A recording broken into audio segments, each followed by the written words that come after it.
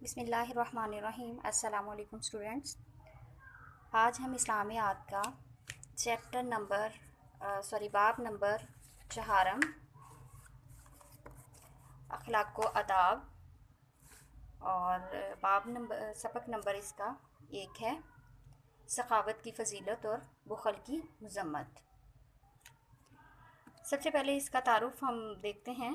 اسلام نے ہمیں تعلیم و تربیت اور درس و تدریس کے ذریعے معاشرے کے افراد میں اعلیٰ اخلاق اور صاف پیدا کرنے کا انتظام کیا ہے، جن سے وہ معاشرے کا بہترین اور مفید رکن بن سکتا ہے۔ مطلب ہم نے معاشرے میں کس طرح رہنا ہے، اچھے اخلاق و آداب کے ساتھ رہنا ہے۔ اسلام بھی ہمیں اس کی تعلیم دیتا ہے، جس کو اپناتے ہوئے ہم بہت اچھے انسان اور معاشرتی زندگی گزار سکتے ہیں، انسان بن سکتے ہیں۔ سخاوت کی فضیلت اور بخل کی مذمت۔ سخاوت اور فضیلت کا مفہوم سب سے پہلے پڑھتے ہیں۔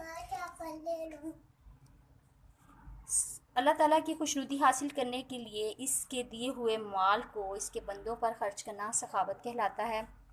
مثلاً فقیر مساکین کو کھانا کھلانا، یتیموں کی پرورش کرنا، غریبوں کی مدد کرنا، اپنے مالی جو آپ کے پاس اچھے وسائل ہیں ان کے ساتھ لوگوں کی مدد کرنا، اور رفاہ عامہ کے کاموں میں اپنی دولت کو لگانا۔ ٹھیک ہے۔ بخل سے مراد ہے انسان دولت رکھتے ہوئے بھی اپنی جائز ضروریات مثلاً خوراک، لباس، علاج وغیرہ پر مناسب طریقے سے خرچ نہ کرے، نہ ہی دوسرے ضرورت مندوں پر خرچ کرے، بلکہ اس کو یہ ہو کہ وہ دولت کو جمع کرنے میں لگا رہے۔ سخاوت کرنے والے کو سخی اور بخل کرنے والے کو بخیل کہتے ہیں۔ سخاوت کی اہمیت اور بخل کی مذمت۔ اب نیکسٹ ٹاپک یہ ہے اور اس کے بارے میں دیکھتے ہیں۔ اسلام میں سخی کا بہت بڑا مقام ہے۔ اللہ تعالیٰ کو بھی سخی لوگ جو ہیں وہ بہت پسند ہیں، اور بخیل لوگوں کو اللہ تعالیٰ نے ناپسند فرمایا ہے۔ سخی جو ہیں ان کے بارے میں اللہ تعالیٰ کا ارشاد ہے، کون ہے جو اللہ کو نیک نیت اور خلوص سے قرض دے تو اس کو اس سے دگنا ادا کرے، اور اس کے لیے عزت کا صلہ یعنی جنت ہے۔ اللہ تعالیٰ جو ہم اللہ کی راہ میں خرچ کرتے ہیں وہ ہم اللہ تعالیٰ کو قرض دے رہے ہوتے ہیں، تو اس کا صلہ یا تو ویسے ہمیں جنت کی صورت میں ملے گا، اور دنیا میں بھی اللہ تعالیٰ اس کا ہمیں صلہ دیتے ہیں، اور آخرت میں بھی اس کا ہمیں ثواب ملتا ہے۔ دوسری جگہ ارشاد ہے، جو اپنے نفس کی حرص سے بچا لیا گیا، ایسے ہی مراد پانے والے ہیں۔ حرص لالچ، ٹھیک ہے، جس نے اپنے آپ کو لالچ سے بچا لیا وہ مراد پانے والے ہیں۔ نبی کریم صلی اللہ علیہ وسلم بھی بے حد سخی تھے، انہوں نے صحابہ اکرام کو بھی یہی درس دیا۔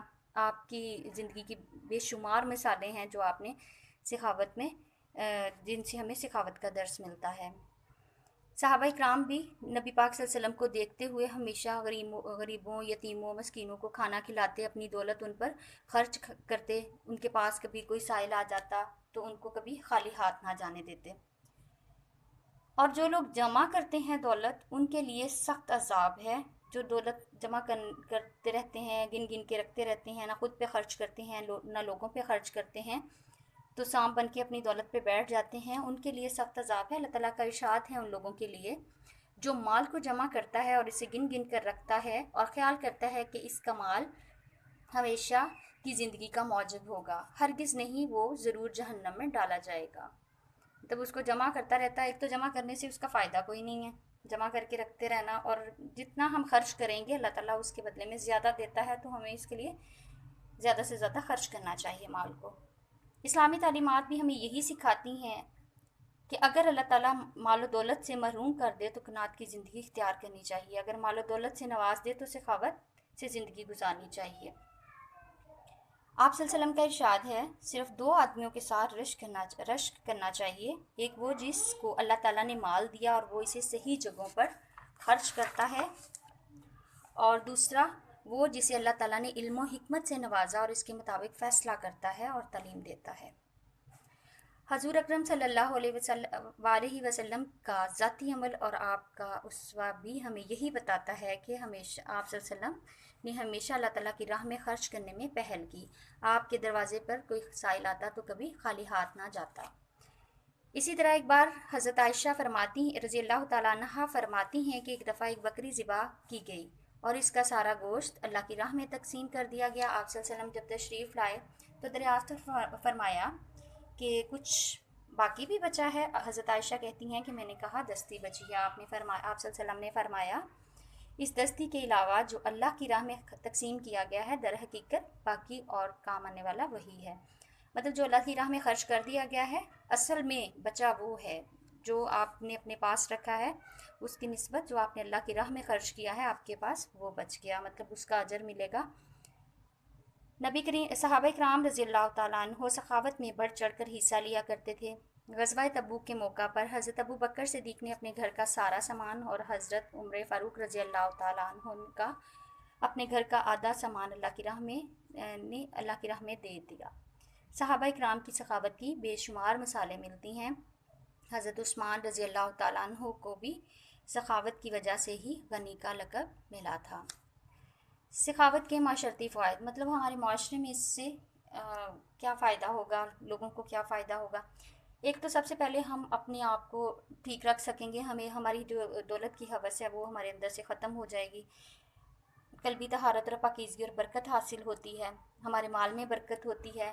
اس کے ساتھ ساتھ امیر اور غریب کا جو فرق ہے وہ ختم ہو جاتا ہے، غریب جو ہیں وہ بھی اچھی زندگی گزار سکتا ہے اور اس کو جھجک اور شرم نہیں رہتی کہ مطلب وہ معاشرے میں ایک کم تر انسان ہے۔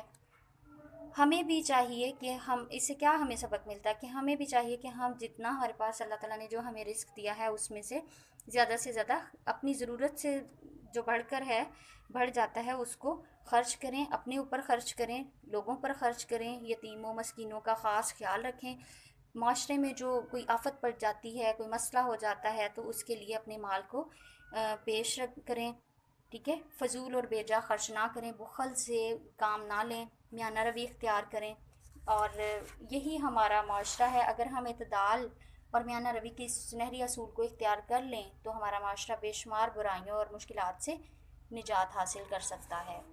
اس کے ساتھ اجازت چاہتی ہوں، اللہ حافظ۔